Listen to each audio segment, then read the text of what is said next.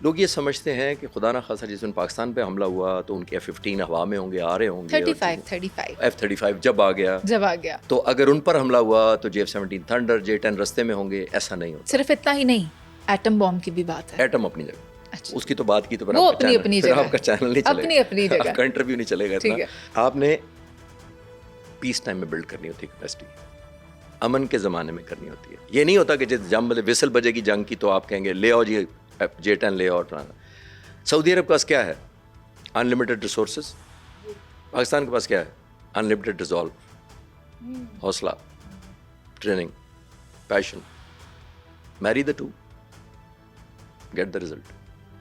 Piece time में ये गलत परसेप्शन है कि हमें वो उस वक्त हम जाएंगे जब सर हमने इन दोनों की शादी करवा दी थी और एक फौज भी बनाई थी राहील शरीफ साहब की क़यादत में।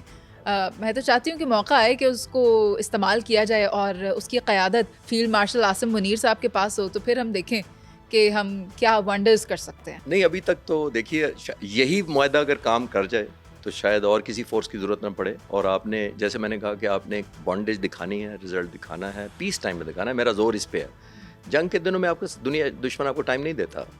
आप बताइए, चलें आखिरी बात इस सवाल के जवाब में, रात को 12:30 बजे जब आपके बॉर्डर पे 85 जहाज़ रात को उड़ रहे थे, आ रहे थे, हर एक के ऊपर 4 से 6 मिसाइल लगे होते बियॉन्ड विजुअल रेंज, तकरीबन 350-400 मिसाइल लेके आ रहे थे हमलावर करने। उस वक्त आपने सऊदी अरब को कॉल करना था अगर हमारा मुआहदा हुआ होता। किसने करना था? हमने करना था खुद। हमने करना था खुद। This is what I am saying. अभी भी हमने किया है, हालांकि हम पर दबाव था, जवाब नहीं दो पर हमने देना था। तो हमने कोई OIC का इजलास नहीं बुलाया ना, अल्हम्दुलिल्लाह। हमने अगले यूनाइटेड नेशन से कंडेम नहीं कराया, हमने अमेरिका से वीटो नहीं कराया, हमने बुरा भला नहीं कहा, हमने डिप्लोमेटिक मूव नहीं की। पहले मारा, उसके बाद दुनिया से कहा हाँ जी क्या करना है। और अभी हम अफगानिस्तान के साथ भी इससे कोई मुख्तलिफ काम नहीं करेंगे। ना चाहते। वाना में देखें आप क्या किया। हमने तो आपके साथ जाते जाते आकर बैठ गए कि हम पीस टॉक करेंगे। आप हमारे नेबरिंग कंट्रीज हैं मगर वो हम की बात नहीं चाहते। मगर अब हम क्या वाना का जवाब देने के बाद फिर सोचेंगे कि हमने क्या करना है, बिल्कुल वैसे ही जैसे भारत के साथ किया था। देखिए, मैं भारत से इसको इक्वेट नहीं करता। इधर जब भी होगा, जितना हुआ भी है वो अनविलिंगली हुआ है, बाय चॉइस नहीं हुआ, एक्साइटमेंट नहीं हुआ। मुत्तकी की स्टेटमेंट्स तो बाय चॉइस और बाय विल थी ना। नहीं, उनको कर लेने दें। हमने अपना स्टैंस रखा ना, हम दूसरे को मुंह लाल देख के हम अपना मुंह लाल नहीं करते। हमारा अपना ग्रेस है, हमारे मुल्क की एक अपनी फॉरेन पॉलिसी है, हमारी एक नेशनल इंटरेस्ट है। हमारी नेशनल इंटरेस्ट ये है कि हम टू फ्रंट नहीं लड़ते और लड़ना चाहते नहीं हैं। हमारी कैपेसिटी भी नहीं है, हमने बिल्ड भी नहीं किया कभी। हमारी फोर्सेस बिल्ड नहीं है टू प्रॉन्ग लड़ने के लिए, डिज़ाइन वाइज। ये नहीं कि हौसले वाइज, दोनों का फ़र्क है। डिज़ाइन वाइज नहीं करते कि डिज़ाइन होता है ना कि हमारी ये फौज इधर है, इतनी कोरें उधर लगेंगी, इतने फाइटर जहाज़ यहाँ हैं, इतने फाइटर जहाज़ उधर। नो, एम्प्लॉय होगा। और अभी भी मैं कह रहा हूँ कि अभी हमने जो किया है बाय अनविलिंगनेस किया है, बाय कंपल्शन किया है, नॉट थ्रू एक्साइटमेंट। और अगर हम मारेंगे भी खुदा ना खास्ता अगली दफ़ा तो हम फिर सेलिब्रेट नहीं करेंगे इसको। हमारा ब्रदर मुल्क है, उनके इतने लोग हमारे मेहमान रहे हैं। और जो मैंने लास्ट प्रोग्राम में आपके क्लियर किया था कि आप मुत्तकी साहब के बात मुझे याद आई, उन्होंने हिंदुस्तान में कहा कि पाकिस्तान हाल देख ले, ब्रिटिश का उनको शिकस्त दी हमने, रूस का और फिर अमेरिका का। तो मैं रिपीट करता हूँ, अगर किसी ने मिस कर दिया तो भाई, इन तीनों मुल्कों ने या तीनों एम्पायर्स ने आपके मुल्क पर कब्जा किया था, आपके रिसोर्सेज पर कब्जा किया था, आपकी जगह छीन ली थी। तो हमने तो आपको अपनी जगह दी थी, तो आपका ये हमारे साथ सलूक करे, तो हमारा तो डिज़ाइन ही कोई नहीं है। हम इंटरेस्टेड ही नहीं है आपके कब्जा करने में। आप वो कब्जा करते थे तो उनको मगार इनके टेररिस्ट के जो अवार्ड्स हैं उनको टारगेट किया। हमने तो अपनी भी कोई जगह नहीं बनाई जिस तरह रूस और अमेरिका ने बनाई थी। खैर सर, क्योंकि वक्त कम है, मेरे पास 2-3 सवालात हैं। मैं आपसे पूछना चाहती हूँ कि लद्दाख में क्या चल रहा है। चीन भारत के अंदर घुस रहा है, वो वापस जाने को, बैक ऑफ करने को तैयार नहीं है। तो इंडिया इस वक्त 2 फ्रंट्स पे हॉस्टिलिटी फेस कर रहा है, एक हमारे साथ पाकिस्तान वाले पे, एक लद्दाख पे, और दूसरा हम गवादर पर भी अपना नॉटम जारी कर चुके हैं और वहाँ पर भी हमारी मशकें जारी हैं। तो भारत को ज़्यादा परेशानी में मुब्तला तो नहीं हो गया?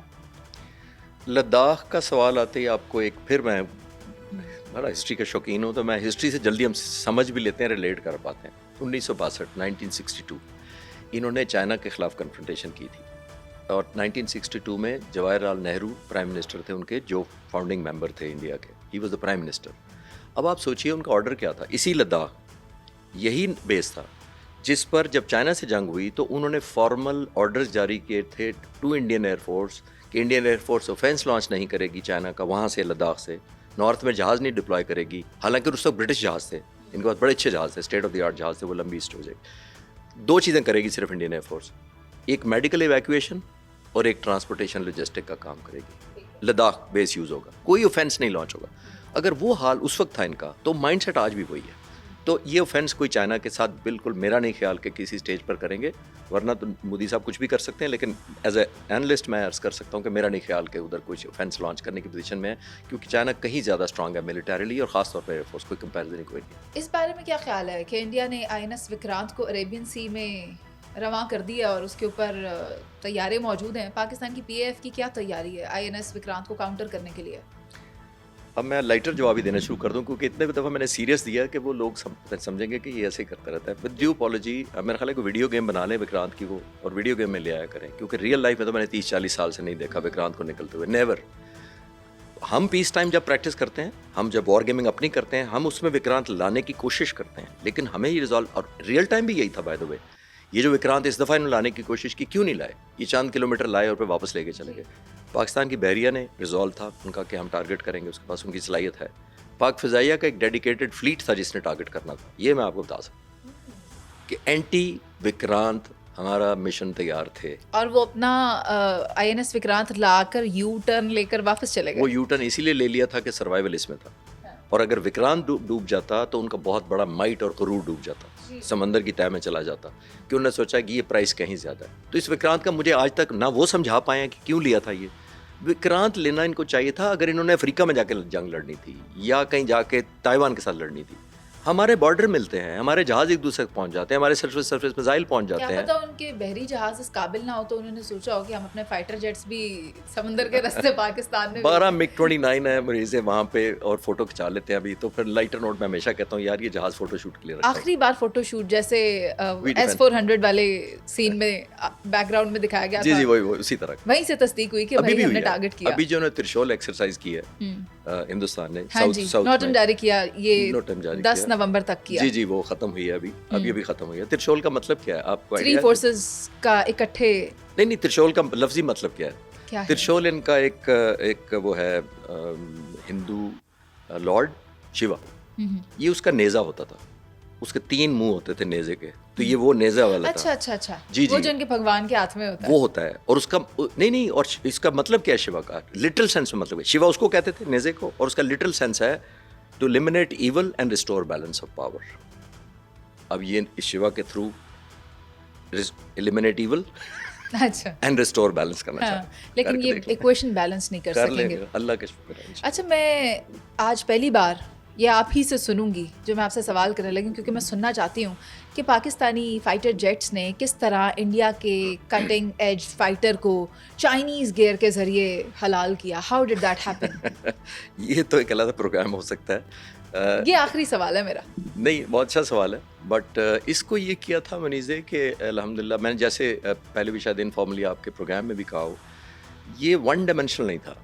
ये जिसको हम मल्टी डोमेन कहते हैं, वो मल्टी डोमेन अब टर्म बन गया जो हमने कॉइन की है अल्हम्दुलिल्लाह। अब सारी दुनिया हमसे पूछना चाह रही है कि मल्टी डोमेन ऑपरेशन क्या होता है। हाँ जी। ये मल्टी डोमेन ये होता है कि हमने इंटीग्रेट किया हुआ था ज़मीन पे जो एयर डिफेंस कंट्रोलर्स हैं, जो वेपन फायरिंग करने वाले हैं, जो सर्वेलेंस रेडार्स हैं उनको, फिर हवा में हमने किया हुआ था पीछे उड़ने वाले एयर टू एयर रिफ्यूलर, फिर इलेक्ट्रॉनिक वॉरफेयर जहाज़, फिर आगे फाइटर जहाज़, आसमान से सैटेलाइट से पिक्चर जो ज़मीन पर आ रही है, ज़मीन पर कंट्रोलर्स बैठे हुए हैं, और फिर साइबर वॉरियर्स जो बैठे हुए हैं ज़मीन पर अपने स्कोप्स के ऊपर जैमिंग करने, जिन्होंने गॉडजिला की कॉल में सुनाई थी, जी सुनाई थी, निकाल के उठा ली थी आवाज़, ये वो लोग हैं जो बैठे हुए हैं। तो ये मल्टी डोमेन होता है, जहाज़ अब स्टैंड अलोन नहीं लड़ते। और मैं अक्सर यूज़ करता हूँ, ये ऑर्केस्ट्रेट किया जाता है, जैसे म्यूज़िक ऑर्केस्ट्रेट किया जाता है, रिदम होता है, अपना अपना जगह होती है, अपनी अपनी पिच होती है। ये उसी तरह हर जहाज़ अब एलिमेंट ऑफ वॉरफेयर है। अब ये एक और आखिरी ज़रूर मैं कहूँगा कि जो हमने बिल्कुल नई डायमेंशन इंडिया को सरप्राइज़ किया वो है ड्रोन्स। हमारे ड्रोन्स सैकड़ों की तादाद में 20 किलो को वज़न बारूद उठाए हुए इनके सब बड़े शहरों पर उड़ रहे थे। 400 to 700 किलोमीटर डीप इनसाइड गए हुए थे, और इंडिया उनको नहीं शूट कर सका, और कई कई घंटे दिल्ली के ऊपर उड़ते रहे, और इनके मोदी के गांव गुजरात पर उड़ते रहे। Because it was all dark, right? Not dark, because they were so small and they were so electronically protected. उसकी तफसील मैं नहीं बता सकता। Protected, और अपने आप को डिसीव कर पाए, और घंटों उड़ते रहे, तो इंडिया को मौका ही नहीं मिला उनको शूट करने का। और उसकी तफसील तो आप देंगे ना सर, जो हमने इसराइल के ड्रोन्स गिराए, इंडिया ने उड़ाए इसराइली ड्रोन्स। इंडिया नहीं, पॉसिबली इजरायलियों ने उड़ाए वहां से। जी जी, उनको टेक्नीशियंस की मदद हासिल थी। तो ये operators कहते थे कि पाकिस्तान को मदद दी तुर्की ने और चीन ने, तो इनको मदद दी इसराइल ने, हालांकि वी डोंट बिलीव इट कि हमें किसी ने मदद की थी। तो मैंने लास्ट टाइम आपके प्रोग्राम में कहा था कि उनके राफेल जो है मिराज 2000 फ्रांस के थे, S-400 रशिया का था, उनके चिनूक हेलीकॉप्टर C-130 अमेरिका के थे, मांगे तांगे और की S-400 रशिया का था। सर मांगे तांगे मांगे की तांगे नहीं, फोर्सेस आपने जब ले आए आपके घर में, आपने गन ले ली तो आपकी हो तो गई। वो आपकी हुई ना, आपकी हुई। आपने फायर करना है, कैसे करना है, वो गन का कमाल नहीं सर है। जो आपका था वो तो तेजा था ना, जो आपने साइड पे रख दिया कि अभी इसके पुर्जे शुर्जे पूरे नहीं है, जब होंगे तो फिर बात करेंगे। खालिद चिश्ती साहब, गुफ्तगू बहुत इंटरेस्टिंग थी और मुझे ज़ाती तौर पे बहुत कुछ सीखने को मिला, काफ़ी नई चीज़ें, और मुझे उम्मीद है कि हमारे नेबर्स को भी इस पॉडकास्ट से बहुत कुछ सीखने को मिले और एक बार उनकी आंखें खुले और उन्हें पता चले कि असल में उनके साथ क्या हो रहा है, उनके जो सरबराह हैं वो उनके साथ क्या कर रहे हैं, नैरेटिव एंटी पाकिस्तान बेच रहे हैं और प्रॉफिट वो अपनी ज़ात के लिए वोट की मद में ले रहे हैं। खैर, प्रोग्राम का वक्त ख़त्म हो गया, आपका बहुत शुक्रिया कि आप आए और thank you very much everyone. मुझे इजाज़त दीजिए, अल्लाह निगहबान।